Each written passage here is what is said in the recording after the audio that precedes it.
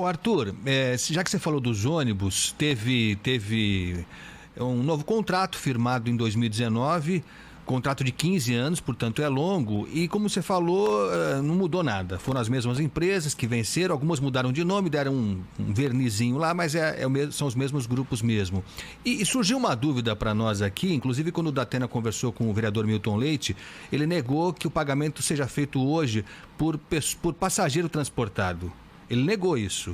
E pelo que eu soube, eu queria saber se você tem essa informação, é sim por passageiro transportado. Há inclusive um dispositivo que parece que é novo nesse atual contrato, que é o seguinte: cada linha ela tem uma previsão de transportar X passageiros. Algumas transportam mais gente, outras na periferia podem transportar eventualmente menos passageiros, enfim. Há uma previsão referente a cada linha, pelo histórico de cada linha. Aí se estabelece, essa linha que transporta mais gente vai receber mais do que a que transporta menos gente. Tudo certo. Só que, pelo que eu fiquei sabendo, eu queria que você confirmasse ou não. Se a linha X não conseguir transportar por algum motivo aquele volume todo previsto, mesmo assim a prefeitura completa o que faltar. Quer dizer, a empresa não perde nunca. Se ela, no limite, se ela transportar menos gente, ela ganha a mesma coisa. Peraí. Na verdade, o que acontece... Só o seguinte, se é por passageiro, o Milton Leite, ou ele não sabia, ou ele mentiu descaradamente, porque ele falou que era por quilômetro rodado. E eu disse que era por passageiro, porque eu sabia que era por passageiro. Se é por passageiro mesmo, e aí o Arthur Duval vai falar, porque ele deve ter pesquisado isso e pesquisa isso há muito tempo.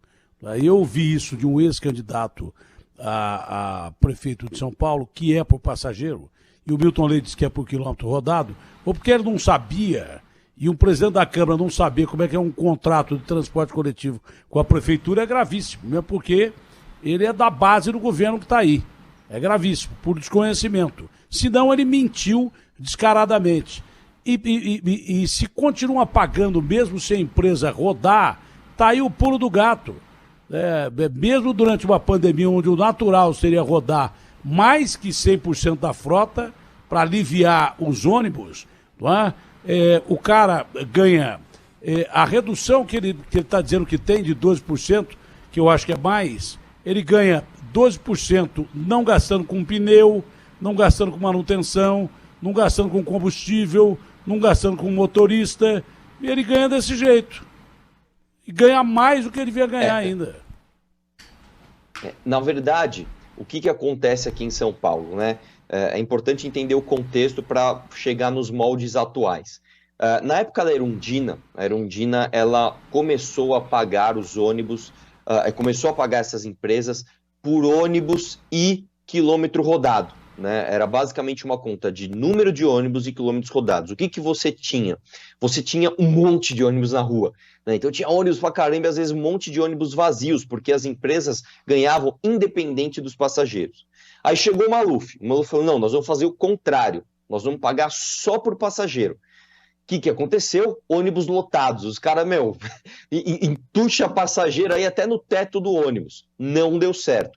Como que é hoje, e esse é o problema, ele abre uma margem, né, de interpretação muito grande, o contrato é risível, é extremamente difícil de entender, porque o contrato é o seguinte, ele é um mix de remuneração por custo de capital, ou seja, pelo custo dos equipamentos, né, o que a meu ver é um absurdo, porque se eu tenho uma garagem de ônibus e se eu tenho o ônibus, né, eu deveria ganhar dinheiro alugando esse equipamento para quem vai prestar o serviço. E não a prefeitura me pagar um aluguel que não tem ali regras de mercado de competição, vai pelo que a negociação ali com o secretário bem entender. Então, é um mix de custo de capital, mais serviço, e nesse serviço aqui você tem uma salada, porque você tem ali custo de manutenção que depende de quilômetro rodado, você tem custo de manutenção que depende do tempo de ônibus parado, você tem uma série de subsídios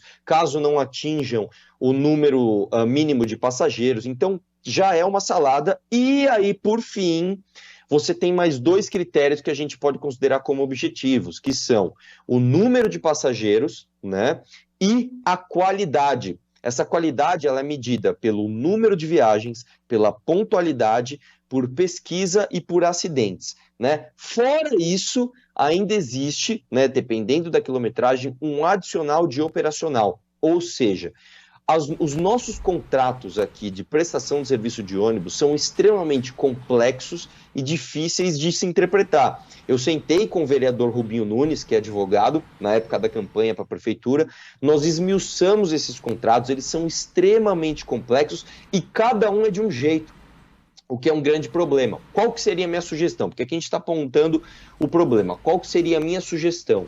A minha sugestão seria fazer como todas as metrópoles do mundo desenvolvido fazem. E como que é? Você separa o custo de operação do custo de equipamentos. E você faz um contrato simples de aluguel. Então, vai ser responsável por comprar os equipamentos e alugar para a prestadora de serviço. E a prestadora de serviço vai ser responsável somente pelo contrato de prestação de serviço.